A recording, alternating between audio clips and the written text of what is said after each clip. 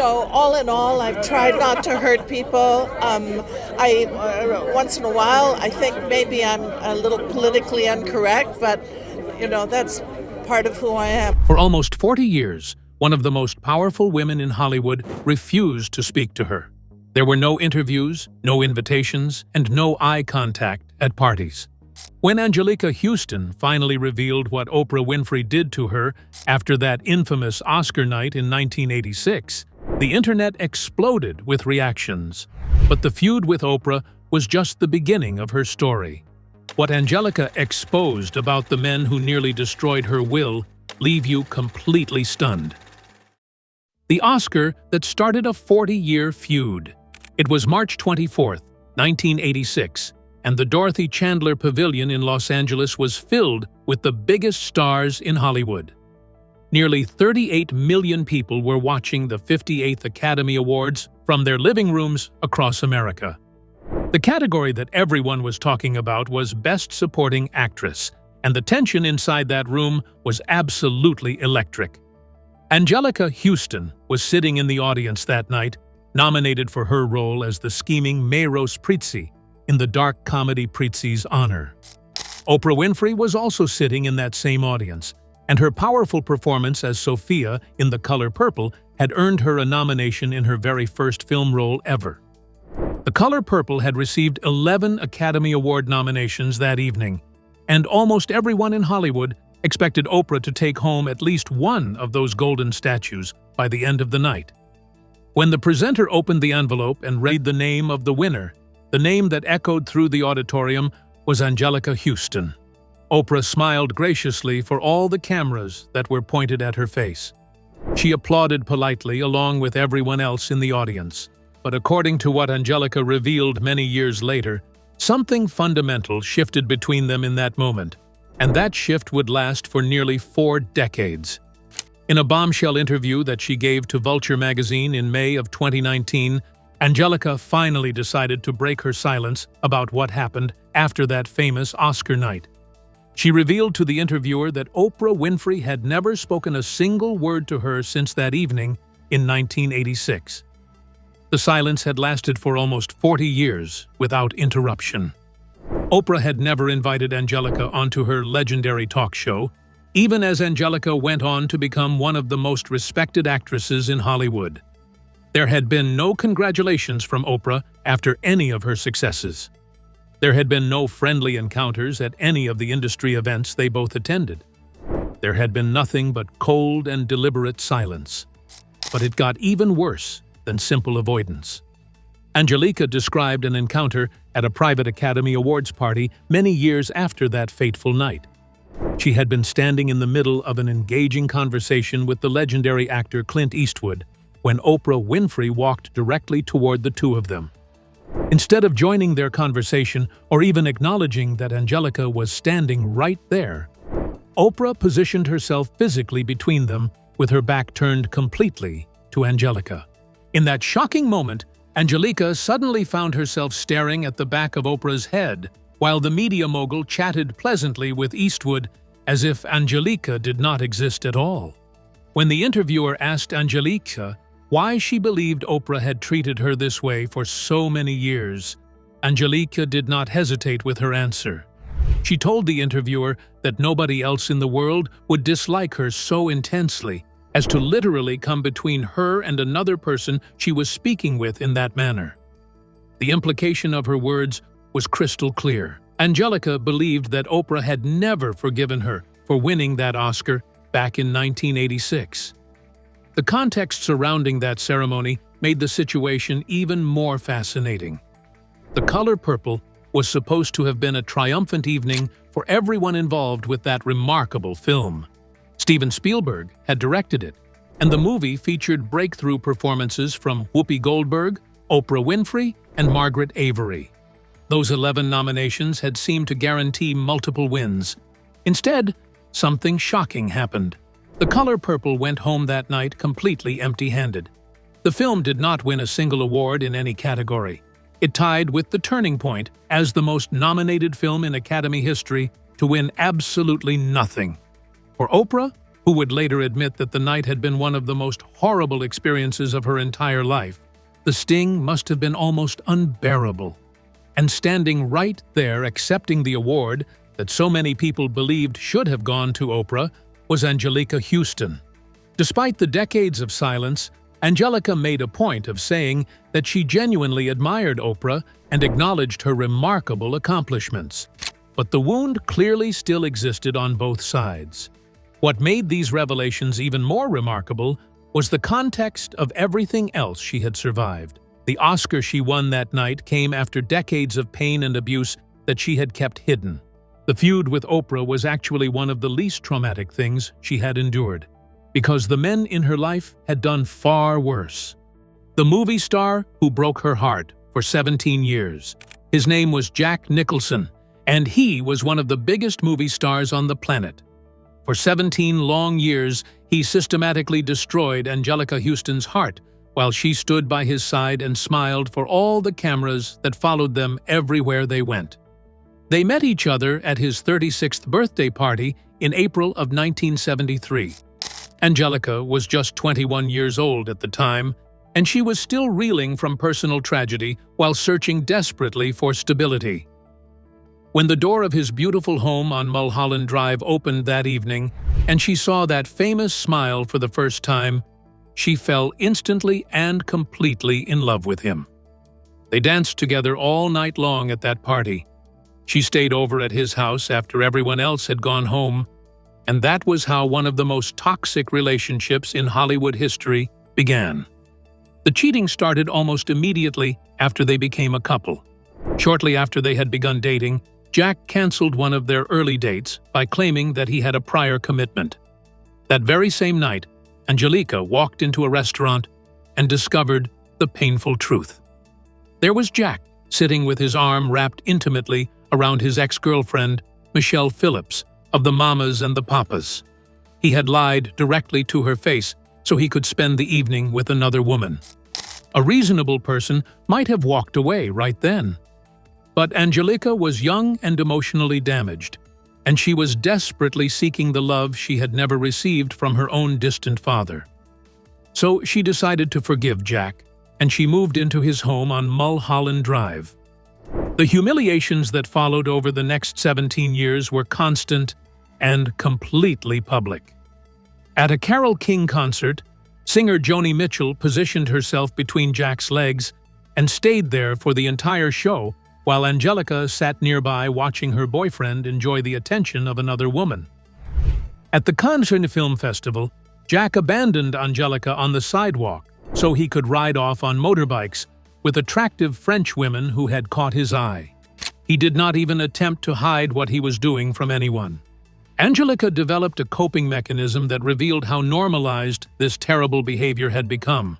Whenever she found jewelry at their house that clearly belonged to other women, she would put it on and wear it herself. It was her silent way of confronting Jack about his affairs without actually speaking the words. When Anjelica went to her own father seeking advice about Jack's endless affairs, John Huston offered her no comfort whatsoever. He told his daughter that cheating meant nothing at all, and that she simply should not care about it. This was advice from a man who had spent his entire adult life doing the exact same thing to her mother. During their relationship, Jack fathered a child with a model named Winnie Hallman in 1982. The baby was a daughter named Honey. Anjelica found out about the baby, and despite the pain it caused her, she stayed with Jack anyway. The final betrayal came in 1989. Anjelica had been rehearsing for a film called The Grifters when Jack invited her to dinner because he had something important to tell her. When they sat down together, Jack informed her that someone was going to have a baby. Anjelica knew immediately who he was talking about. She asked if it was Rebecca Broussard, a young woman she had seen working at a dance club in Silver Lake. Jack confirmed it was true. This time, after everything she had endured over 17 years, Anjelica did not forgive him. She told Jack there was only room for one woman in the picture, and she was removing herself from it permanently. After 17 years of lies and cheating and broken promises, she finally walked away for good. But she did not leave without getting her revenge first. After reading a magazine article that detailed one of Jack's affairs with another woman, something inside Anjelica finally snapped. She went directly to his office at Paramount Studios and found him coming out of the bathroom. What happened next was something she described in vivid detail in her memoir. She attacked him physically. She beat him savagely about the head and shoulders with her fists while he ducked and tried to protect himself.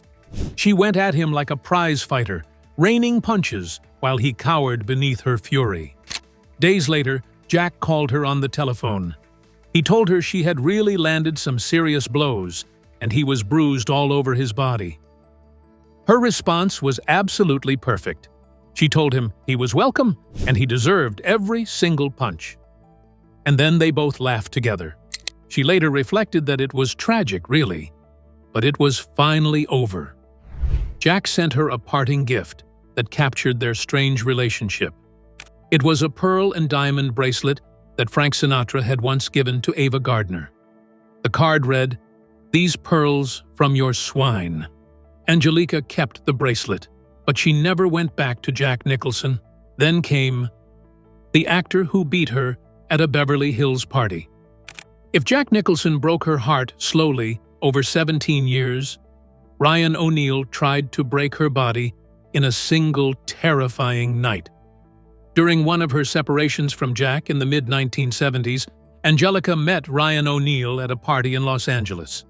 He seemed charming and magnetic, and intensely focused on her. They quickly became a couple and moved in together. She genuinely thought she had found someone who would treat her better than Jack ever did. She was catastrophically wrong about Ryan O'Neal. The violence happened at a party at a mansion in Beverly Hills. Ryan could not find Anjelica at some point during the evening and became absolutely enraged by her absence. When he finally located her, he grabbed her violently by the hair and slammed the top of his skull directly into her forehead with tremendous force. Anjelica saw stars exploding in her vision from the impact. She reeled backward in shock and pain, half blinded by what he had done to her. She ran away from him and fled upstairs to a bathroom where she locked herself inside, desperate to escape from the man who had just attacked her. Security guards arrived outside the bathroom door. Ryan's own brother, Kevin, tried to comfort her through the barrier. They urged her to stay safe behind that locked door. But then Ryan appeared and convinced her to let him inside so they could talk privately.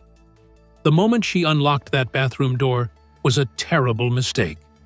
No sooner had she opened it than Ryan was inside the bathroom with her, hitting her about the head with his open hands.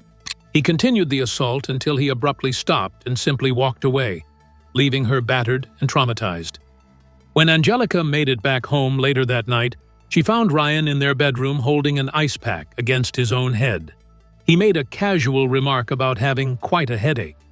He acted as if he was the victim. He behaved as if he had not just violently attacked the woman he claimed to love. Anjelica ended her relationship with Ryan O'Neal immediately after that horrific night. She moved out and eventually returned to Jack Nicholson, choosing the man who repeatedly broke her heart over the man who had broken her body. Years later, when she finally shared this story publicly in her memoir, her message to other women was direct and unflinching.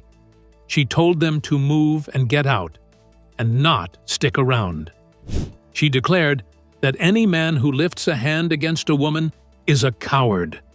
Ryan O'Neal never publicly responded to these allegations. He passed away in December of 2023, taking whatever his side of the story might have been to the grave. But Ryan O'Neal was not even the first abusive man in her life. That distinction belonged to someone the public had never heard of until Anjelica exposed him decades later. The photographer who drove her to slash her own wrist. His name was Bob Richardson, and he was considered one of the most celebrated fashion photographers in the world. He was also 41 years old when he began pursuing 18-year-old Anjelica, and he was severely mentally ill in ways she did not understand until it was far too late. They met when a magazine assigned Richardson to photograph Anjelica for publicity around her first film.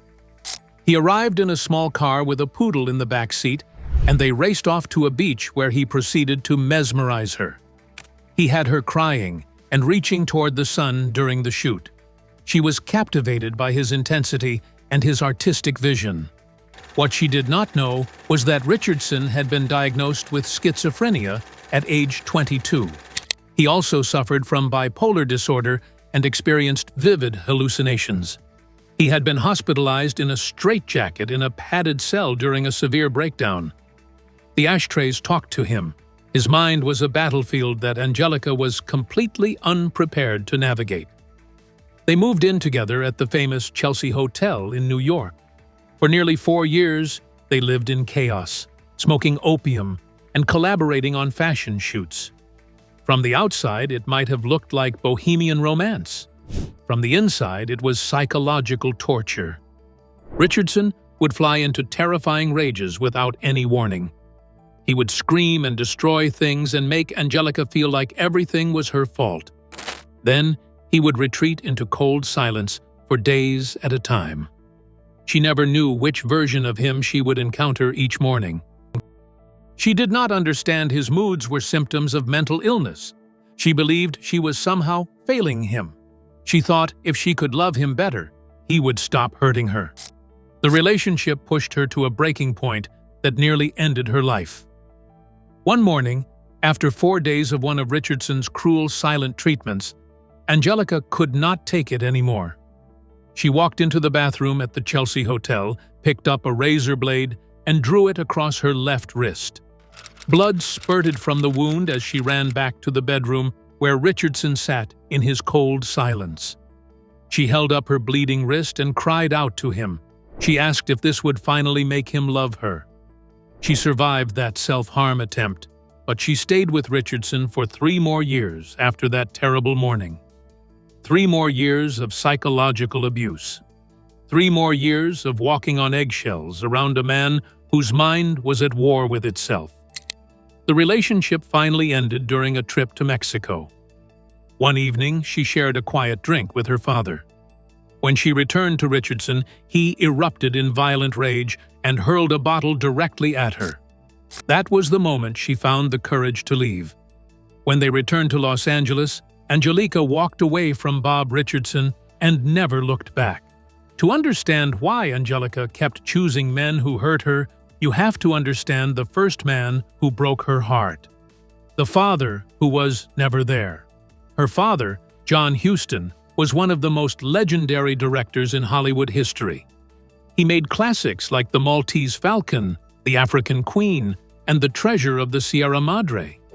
He won Academy Awards and worked with the biggest stars of his generation. He was brilliant and charismatic and larger than life.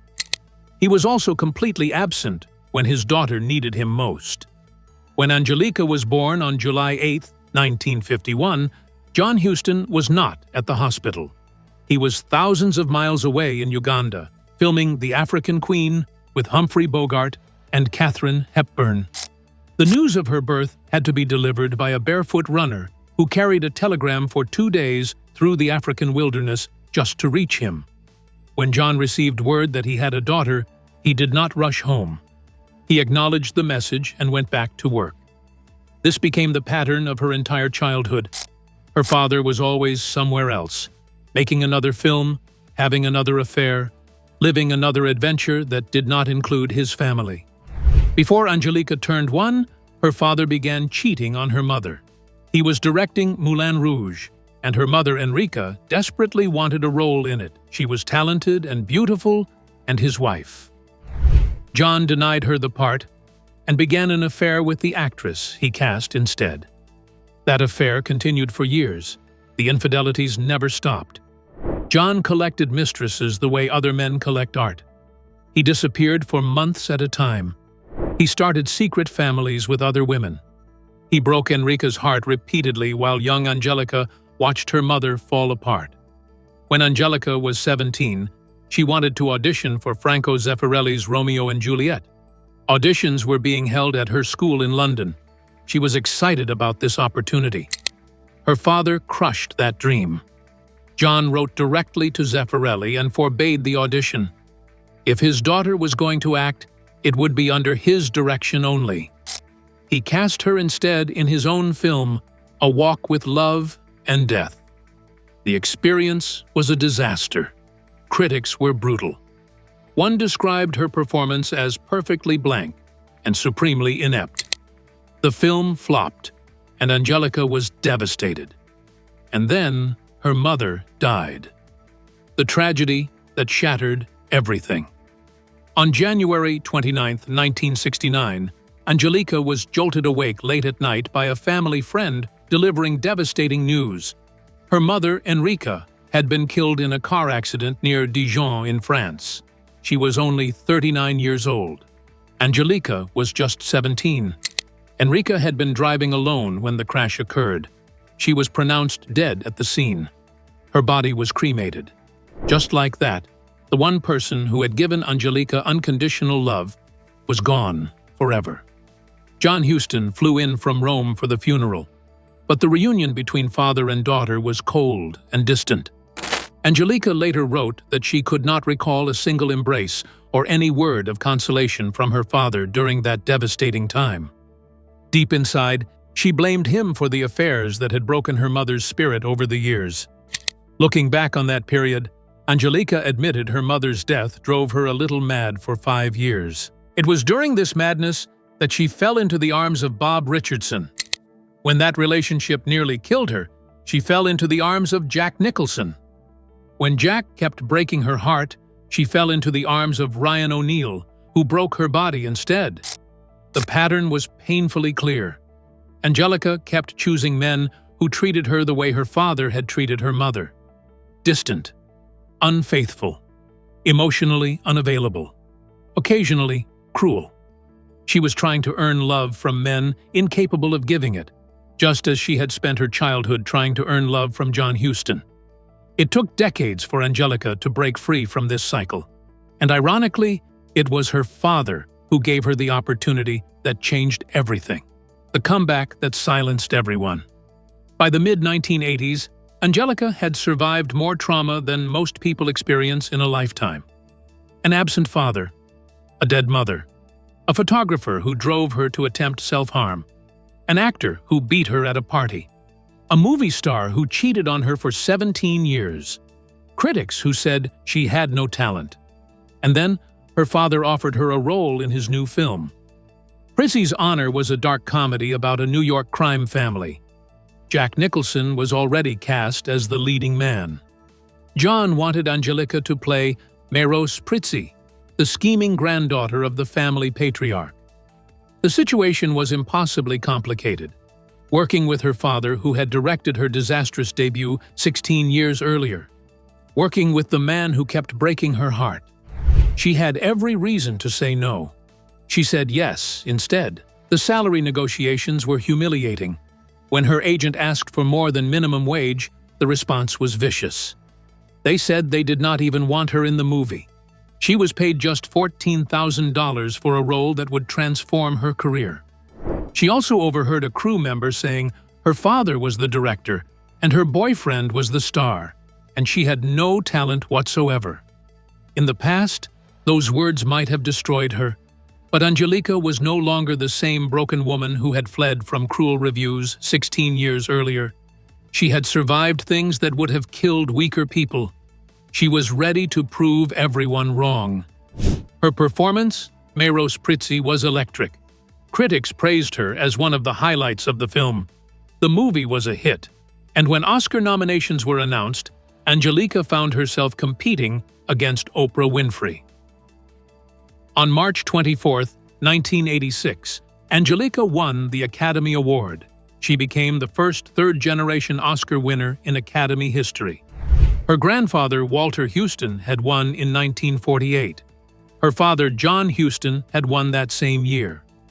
Now Anjelica had her own golden statue, earned through talent and determination and the refusal to give up. When her name was announced, she did something unexpected. Instead of walking backstage, she turned and ran back up the aisle toward her seat. She was searching for her father. John Huston sat there with tears streaming down his face. Anjelica threw her arms around him. Despite all the pain he had caused her, In that moment, father and daughter were finally connected.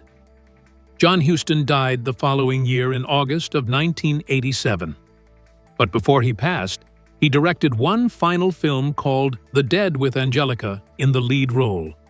He was so ill he directed from a wheelchair with oxygen tubes in his nose. He refused to stop working, and Anjelica refused to leave his side. After everything she endured, Anjelica finally found peace with a man named Robert Graham. He was a sculptor famous for monumental bronze works, including the Olympic Gateway at the Los Angeles Memorial Coliseum. They met in 1990 and married 2 years later. It was her first marriage at age 40. For the first time, she was with someone who treated her with genuine respect and unwavering devotion. They remained happily married until Robert's death in December of 2008. Anjelica was devastated by the loss. She described it as the hardest thing she ever experienced. After Robert died, she never sought another relationship. She chose to live with the love she had already known. In 2019, she quietly revealed that she had been diagnosed with cancer shortly after filming John Wick. Chapter 3, Parabellum. She chose to keep the diagnosis private, telling only close family and friends while she went through years of surgery, chemotherapy, and ongoing treatment away from the public eye. For 6 years, she continued working, attending events, and appearing strong in public while fighting the illness in private. By 2025, she shared that she had been cancer-free for 4 years, calling the experience life-changing and deeply humbling. Today, at 74, Anjelica Huston continued working and proving wrong everyone who ever doubted her. She appeared in major film franchises and took on challenging television roles. She wrote 2 memoirs that laid bare every painful detail of her extraordinary journey. She became an advocate for women who had experienced the same kinds of abuse she had survived in silence for so many years. In January of 2025, during the devastating Los Angeles wildfires, she had to evacuate her home. And in an unexpected twist, Jack Nicholson reached out to check on her safety and offer his home as refuge. Some connections never fully disappeared. Some wounds never fully healed. And some women simply refused to be defeated, no matter how many times life tried to knock them down. That woman was Anjelica Huston, and her story was proof that strength was not about avoiding suffering, but about what you choose to build from the wreckage of your hardest days. She had been told she would never amount to anything. She had been dismissed as talentless by people who did not know the first thing about her abilities. She had been treated as nothing more than a famous director's daughter and a movie star's girlfriend for most of her early career. And she had taken every single one of those insults and transformed them into fuel for her remarkable comeback. The little girl whose father was too busy filming movies in Africa to witness her birth grew up to win the same award her father and grandfather had won before her. The teenager whose acting debut was savaged by critics became one of the most respected performers of her generation. The woman who was cheated on, beaten, and driven to the edge of self-harm found lasting love and built a life defined by resilience rather than victimhood. When people asked her about retirement, she always gave the same answer. She could not imagine such a thing. The work was what kept her going. The work was what had saved her when everything else seemed lost. She survived an absent father, 3 abusive relationships, a self-harm attempt, and a cancer diagnosis she kept secret for years. She endured nearly 40 years of silence from one of the most powerful women in entertainment. Through all of it, Anjelica Huston never stopped fighting. She transformed her pain into extraordinary power and proved to the entire world that the only opinion that truly matters is your own. What part of her incredible story shocked you the most? Share your thoughts in the comments below.